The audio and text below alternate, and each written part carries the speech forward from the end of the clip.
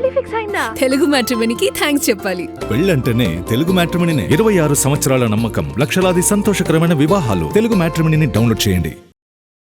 Cinema అంటే ఎలా ఉండాలి, ఇలాగే ఉండాలి అన్న రూల్స్ ఏమైనా ఉన్నాయా? అసలు ఒకప్పుడు సినిమా ఫార్మాట్ ఎలా ఉండేది, ఇప్పుడు ఎలా మారింది? ఈ మార్పుకు కారణాలేంటి? ఈ దశాబ్దంలో సినిమా రంగంలో వచ్చిన కీలక మార్పులేంటి? ఇలాంటి ఇంట్రెస్టింగ్ విషయాల మీద ఓ లుక్ వేద్దాం.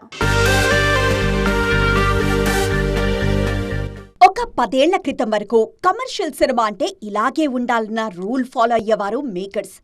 జానర్ ఏదైనా 6 పాటలు, 4 ఫైట్లు, ఒక కామెడీ ట్రాక్ కంపల్సరీగా ఉండాల్సిందే అని భావించేవారు.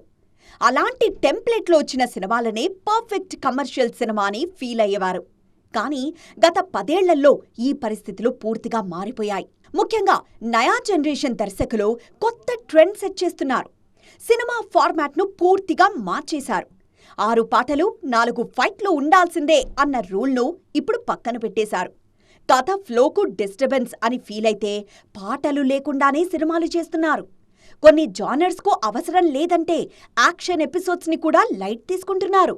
రీసెంట్ టైమ్స్లో సినిమాల విషయంలో వచ్చిన మరో బిగ్ చేంజ్ సీక్వెల్స్. గతంలో ఎంత పెద్ద కథనైనా ఒకే సినిమాలో ముగించేవారు.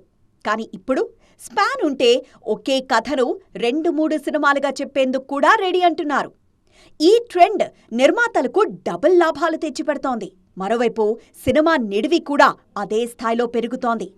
ఒకప్పుడు సినిమా 2 గంటలకు కాస్త అటు ఇటుగా ఉండేది. కానీ ఇప్పుడు 4 గంటల నిడివితోనూ సినిమాలు రిలీజ్ అవుతున్నాయి. ఆడియన్స్ ఎంగేజ్ అయితే సినిమా డ్యూరేషన్ అన్నది అసలు మ్యాటరే కాదంటున్నారు ఈ జనరేషన్ దర్శకులు. వెండి తెర మీద వస్తున్న ఈ మార్పులు ఆడియన్స్ కు సరికొత్త సినిమా ఎక్స్పీరియన్స్ ఇస్తున్నాయి. పెళ్లి ఫిక్స్ అయిందా? తెలుగు మ్యాట్రిమోనీకి థ్యాంక్స్ చెప్పాలి. పెళ్ళంటేనే తెలుగు మ్యాట్రిమోనీనే. 26 సంవత్సరాల నమ్మకం, లక్షలాది సంతోషకరమైన వివాహాలు. తెలుగు మ్యాట్రిమోనీని డౌన్లోడ్ చేయండి.